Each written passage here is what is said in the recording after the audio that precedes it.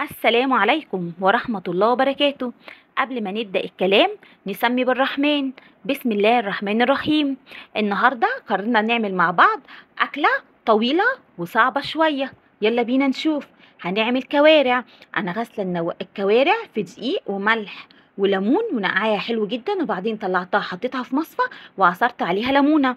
والممبار غسلته برضو حلو جدا ونقعته في دقيق وليمون وملح وقلبته على الناحيه التانيه، وحطيت فيه نفس المكونات بس ضفت عليه عود قرفه خشب بيخلي ريحته جميله جدا. والفشه نفس الطريقه، وطلعتها وحطيتها في مصفى وبرده عصرت عليها ليمونه. يلا بينا نشوف هنعمل ايه. حطيت حله ميه على النار بتغلي، ما حطيتش فيها اي حاجه خالص. هنزل بالكوارع بتاعتي، اسمي بالرحمن وانزلها. هتاخد غلوه، وما تنسوش تحطوا لايك وشير وتعملوا سبسكرايب.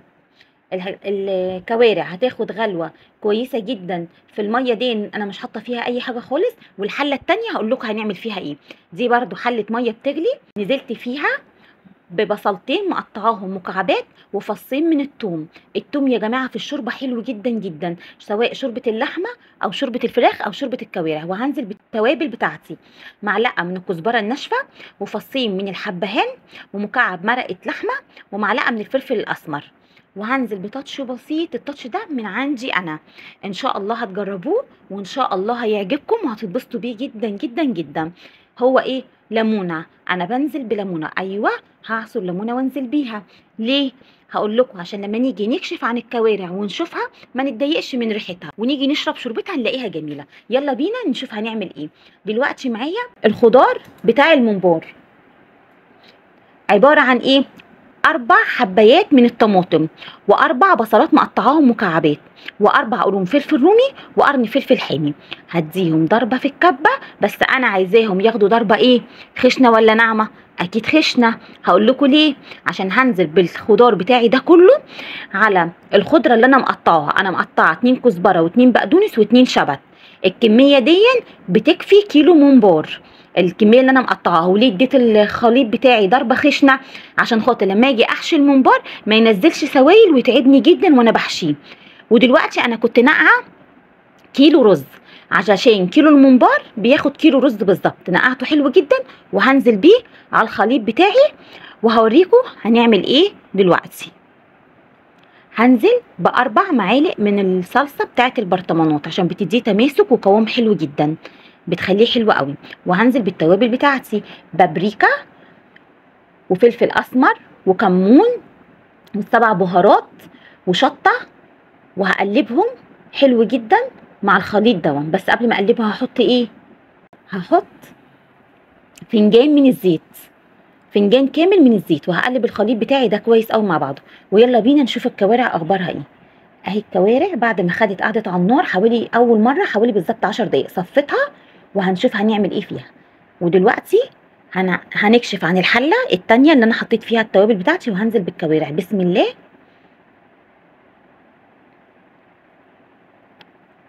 ويا جماعه عايزه اقول لكم على معلومه في الكوارع، انا هحط فيها معلقه سكر عشان السكر بيساعد ان تسويتها تبقى سريعه. بس نصيحه مني، لو عندك عزومه الكوارع اعمليها قبلها بيوم لانها بتقعد على النار كتير جدا، فعشان تبقي ايه جاهزه. ودلوقتي هحضر التقليه بتاعه الصلصه، لاني هعمل جنب الاكل دون رز ابيض وصلصه. هنشوف الاول الصلصه. انا حطيت شفشقين من القوطه، فرمتهم وصفتهم حلو جدا وحطيتهم يتسبكوا على النار. دلوقتي انا الدقه دي عباره عن توم وحاطه فيه ملح بس، مش عامله حاجه تاني. هقلبه وهطشه بخل. ودلوقتي هحضر تقليه الصلصه، عباره عن 5 فصوص من الثوم دقاهم في الهون بمعلقه ملح، ونزلت عليهم بمعلقتين من السمنه ومعلقه من الزيت. انا بحب احط زيت فيها ليه؟ عشان بتخلي الصلصه بتلمع وبتخليها لونها حلو. ودلوقتي نزلت عليها بحوالي فنجان من الخل. هحطهم على النار وهسيبهم يغلوا مع بعض كويس. والصلصه بتاعتي انا ضفت عليها رشه من الفلفل الاسمر، نزلت بيهم على الصلصه بتاعتي. وهغطي الحله وهطفي النار، مش هخليهم يغلوا مع بعض. ويلا بينا نشوف هنعمل ايه. دلوقتي الفشه معايا زي ما هي سليمه، زي ما جبتها بالظبط من عند الجزار. حطيت حله ميه على النار بتغلي ما فيهاش اي حاجه نهائي، بس وصلت لمرحله الغليان. هنزل بالفشه واسمي بالرحمن،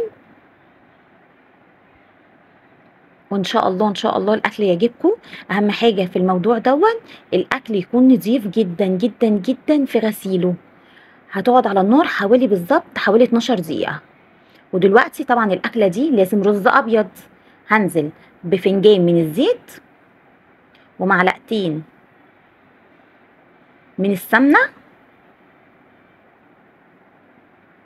وانا غاسله نص كيلو رز حلو جدا ومصفياه وكنت محضره. هنزل بيه على السمنه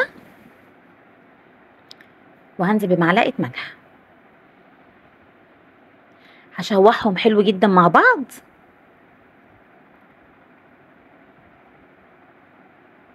هقلبهم كده جامد مع بعض عشان السمنه توصل للرز كله والملح ما يبقاش في حته واحده.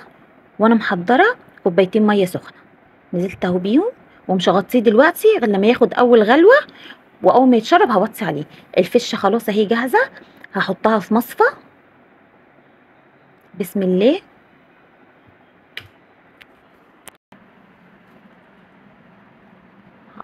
طلعت الصفة خالص وتسيبيها تهدى خالص وبعدين تبداي تقطيعي فيها، بس احنا طبعا عشان بنصور فهنقطعها وهي سخنه.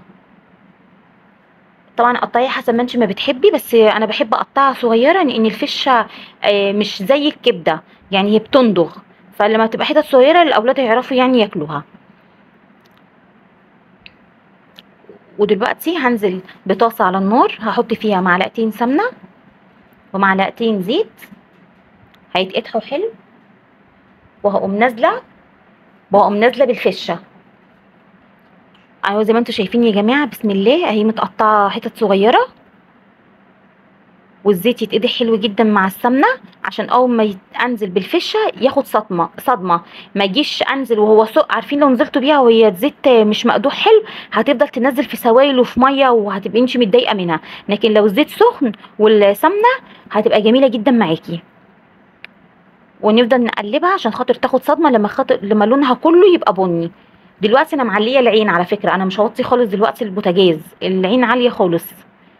هشوحها حلو لغايه لما كلها تبقى لون واحد، وبعدين هكون محضره صويا صوص. كلكم طبعا عارفينه بيتحط على الكبده وعلى المشويات، جميل جدا وبيخلي لون الاكل حلو جدا وبيدي لطعم الاكل مزازه كده جميل بصراحه، يعني حلو بصراحه. يعني ربنا يا رب يبارك يعني في الاكل ان شاء الله ان شاء الله تجربوا. وهنزل دلوقتي بالتوابل بتاعتي، عباره عن معلقه ملح ومعلقه فلفل اسمر ومعلقه كزبره ناشفه ومعلقه توم باودر ومعلقه بصل باودر. الكزبره الناشفه ليه؟ عشان بتنطر الزفاره، بتنطر الزفاره خالص في اي اكل، في اي اكل حطيها، حتى في صلصه المكرونه انا بحطها. دلوقتي احنا بنشوح طبعا الفشه على النار، ودلوقتي هوسع كده هعمل دايره في النص، وهنزل ببصلايه مفرومه وقرن فلفل رومي حامي وقرن حامي واربع فصوص توم انا مقطعهم، وهقلب ده كله مع بعضه. بصوا بعد لما استوت وخلصت خالص جميله ازاي، جميله جدا ومش منزله سوائل ولا اي حاجه وجوسي خالص، يعني تمسكيها كده في ايدك جميله بجد مش ناشفه، جميله جدا. ويلا نروح على المرحله الثانيه. المرحله الثانيه انا حاطه حله ميه على النار بتغلي، هنزل فيها بمعلقه كزبره ناشفه ومعلقه ملح كبيره ومعلقه فلفل اسمر ومعلقه توم باودر ومعلقه بصل باودر ومعلقه كمون واتنين من الحبهان، وهنزل بيهم بثلاث ورقات من اللورا. انا ليه ما حطيتش بصل صحيح فيها؟ لان انا شوربه الممبار انا ما بيجيش جنبها خالص، انا هسلق فيها الممبار مش باجي جنبها خالص ومش بستخدمها في اي حاجه. طبعا الكوارع لسه انا مولعه عليها. ويلا بينا اقول لكم هنحشي الممبار ازاي. الممبار انا بعد ما غسلته ونضفته حلو جدا قلبته على الناحيه، يعني خليت الناحيه الناعمه جوه والدهون بتاعته كلها بره، عشان لما اجي احشيه واجي انزل بيه في الميه كل الدهون دي تنزل في الميه بتاعتي، انا مش هحتاجها خالص. العكس لو حصل هتبقى الدنيا صعبه قوي معاكي حتى وانت بتحشيه. وبالنسبه للممبار اهو زي ما انتم شايفينه انا بمسكه بايدي الاتنين وبنيم الممباره كده في الحله بفردها وبفضل ازق بايدي المحشي. انا جربت كذا طريقه يعني كانت صعبه، دي بصراحه اسهل طريقه، بس برضو حسب ما انت ما بتحبي تحشي. والممبار ما بتميليش قوي، ما بتحشوهوش قوي، ما تخلوش يعني زي صباع البتنجان، يعني احشيه وبططيه كده بايدك، خلي الرز ايه مرتاح فيه خالص، عشان لما تيجي تنزلي بيه في الميه بتاعته ما يفرقعش منك. والشوربه طبعا اللي هي بتاعت الممبار انا مولعه عليها ومعليه العين. هنزل اهو بسم الله بالممبار ده كله يا جماعه، والعين عاليه عليها خالص. الممبار هيقعد على النار حوالي يعني بعد نص ساعة تروحي تبصي عليه، بس هو بيقعد حوالي ساعة الا تلت، ساعة الا ربع. وبعد ما ياخد أول غلوة أنا هخلي العين وسط، مش ههدي العين خالص، لأ أنا هخلي العين متوسطة عليه. وما بغطيهوش، ما تغطيش الحلة بتاعت الممبار، لأنه لو غطيتيه هيفور وهيبهدلك الدنيا. سيبي الحلة بتاعت الممبار وهو بيتسلق، خلي الحلة عريانة. وبسم الله اهو الاكل بعد ما خلص معانا زي ما انتم شايفين، يا رب يكون عجبكم.